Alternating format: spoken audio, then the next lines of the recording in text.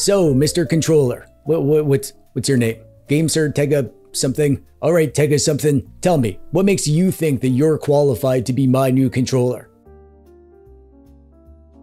I see. No resume. That's bold. The strong but silent type, huh? I respect that. But can you at least describe a time when you successfully handled input lag under pressure? Alright, you son of a gun, you're hired. But just so you know, the pay is garbage.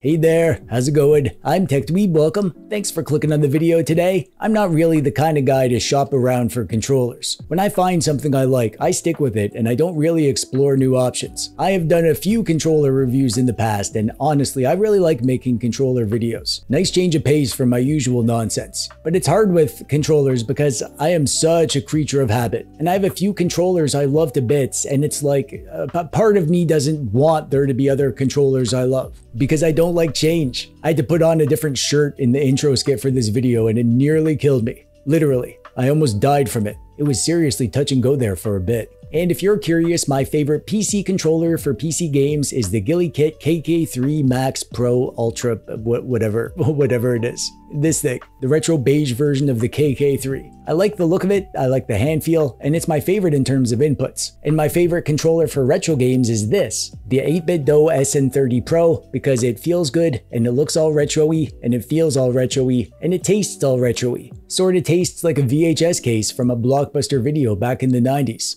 Don't ask me how I know that. But then, really recently actually, my boy Retro Breeze, I saw on Twitter X that he was crushing on this new Gamesir controller, the Tegenaria Lite. And my first thought was, holy crap, that is freaking beautiful. But then my next thought was, I bet it's expensive. And then I looked up the price and it was not only not expensive, but it was freaking cheap, like under $20. So then my next thought was, if it's that cheap, it's probably not very good. And then my next thought was, if Donatello was such a good inventor, why didn't he invent a better weapon? I mean, he carried a freaking stick, like a caveman. I mean, a cave turtle.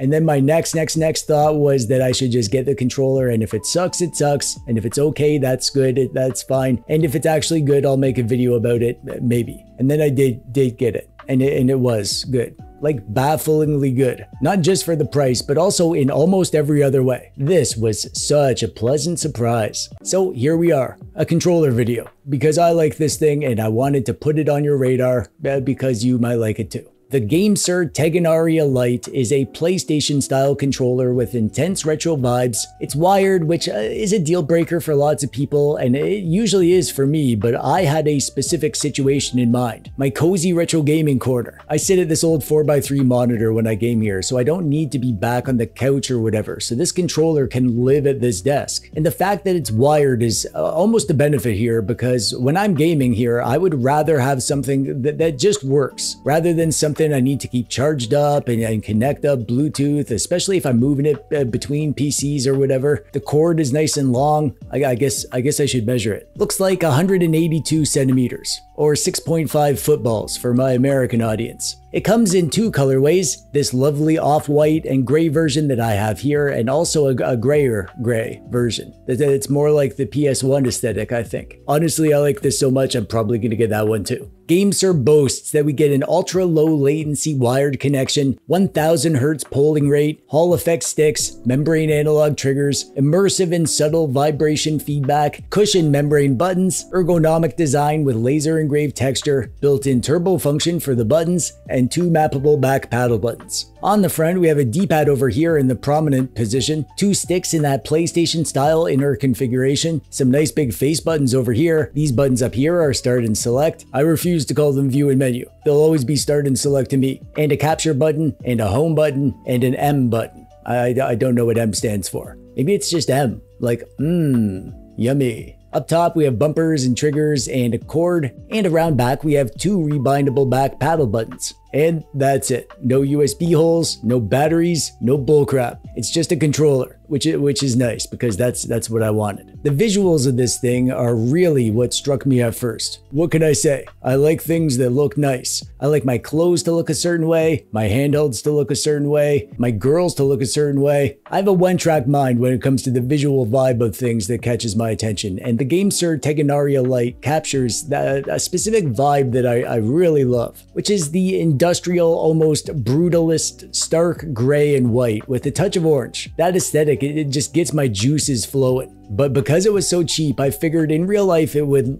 look cheaper than it looks in the photos. Very often with cheap electronics, you get like product renders for the photos that look all crisp and perfect, but then you get the thing and it got some rough edges and overall just feels cheaper than you thought it would. The opposite is true here. Not only does this look great in real life, I think it actually looks better in real life than it does in the product photos. The sharp lines and angles contrast lovely against the mathematically precise curves. And the accents like the buttons with interesting shapes and textures and the ultra sharp, subtle printed labels. Like, I just keep grabbing this thing off my desk to gawk at. I'm absolutely baffled that they were able to make something that looks this good for less than $20. It makes no sense. I'm confused in the best way. I've never really been one for PlayStation style controllers. I mean, I like them fine, I can use them, but I've never picked one to live on my desk as my primary controller. My hands just learned to prefer Xbox style controllers over the years. However, I might be a changed dweeb after having the Tegenaria Lite. It is so comfortable, with zero compromises from the aesthetics. They made it look great, but nothing about the visuals gets in the way of it being a delight to hold, and a controller that I can and have held for hours in a row. The plastic is lovely. It's a hard, high-quality plastic with a soft matte texture on top and an amazing feeling texture on the grips underneath. That's that laser engraved texture they were so proud of, and they should be. It feels awesome. It's the perfect balance of grip and comfort. At one point I whispered, "Thank you for being so comfortable." Do it. Not like a joke, just quietly. And I swear it rumbled in response. It wants to be loved, as we all do. The buttons and the D-pad are in just the right spot where my thumbs naturally rest, and the sticks too. All the controls, I can't get over how good this thing feels in my hands. Also, I like that it's a more wide controller. It feels big, but also just deliberate placing of everything. And I love that I can pick this up and instantly the controller disappears from my hand. Like it just becomes an extension of myself. Kinda makes me forget I have hands, which is weird, I guess. There's not much to talk about with the input quality because it's dang near perfect. The buttons are great, their membrane connection with a sort of soft medium volume click, and they feel lovely. I also love the look of them too. That sort of transparent plastic style suits it so well. And they're big. I love the huge buttons on the 8BitDo SM30 Pro, and these are almost the same size. And I prefer the tighter layout here. The D-pad, okay, well, maybe the D-pad won't be for everyone. It's a bit of a unique shape, sort of going for the PS1 nostalgia, but done as a single full D-pad instead of segmented the way it was on the PS1 or whatever. It's a mushy membrane and it feels great to rock around, but no false diagonals, easy to hit the diagonals when you want to, great for fighting games. And the sticks, oh man, the sticks are great. These are Hall sticks and they are super accurate and a really nice big range of motion. From the tiniest movements near the center all the way out to the outer rim, I can put the input exactly where I want it. Same thing with the triggers. They're not Hall triggers, but they're great. I'm confident that nobody will have any issues with the sticks and trigger input quality. Every time I finish using it, I set it down gently. Not like the other controllers where I just toss them aside like my cat. This one gets a little pat, like, thanks buddy, you did great. I don't know why I'm like this. But most controllers these days have more than just the controls. They have extra stuff, extra functions. So let's look at what the Tegenaria Lite brings to the table. First off, it'll automatically power off after 10 minutes of inactivity, and it turns on in less than a second. It supports 4 protocols: Xbox mode, which is best for PC, DualShock 4 mode, which is good for anything, Switch mode, that's good for Switch, and Android mode, which is good for Android. And you can switch between them by holding the M button and the face buttons. You also get these back paddle buttons that can function as any control option or macro. So for instance, you can hold down M and R4 until you feel the vibration, and then when you press a button that you want to assign or a macro, then press R4 again to assign it. It'll do that thing when you push it. Easy to swap on the fly too. You can toggle turbo mode on any control by holding M and tapping that button, and do it again to turn off the turbo. Adjust the vibration with M and start or select. You can swap the D-pad and left stick inputs with M and left on the D-pad. Hold down M and A to swap between Xbox and Nintendo layout for the face buttons, and you can adjust the lighting on the M button with these controls. I chose orange, obviously. And that's it. That's literally everything. These extra functions are great because they don't get in the way at all, and they're easy to remember, and they're useful if you use them, and they're easy to ignore if you don't. That's perfect. And when it comes to gaming, there's not much to say really. It's great. I love all game types on this. First-person shooters, third-person action games, slower RPGs, or strategy games. It's got the kind of tight, responsive hand feel of something that makes me feel in control for shooters, but also the comfort for longer game sessions, like a long, laid-back afternoon playing RPGs. Indie games are especially delightful on here because indies are so unique and they're all different from each other. And I kind of like that this controller is different. It has a different hand feel from lots of the controllers, and it's unique, and it lends some of that vibe to the overall gaming experience itself. But hands down, by far, my favorite stuff to play with this is retro games. PS1 is obviously a delight because this thing totally captures that PS1 nostalgia. It's not like you need a controller shaped like the controller of the console that you're emulating. No monster wants a modern N64 controller after all. But there is a little extra magic there when you're playing games from an old console and the controller makes it feel just a tad more authentic.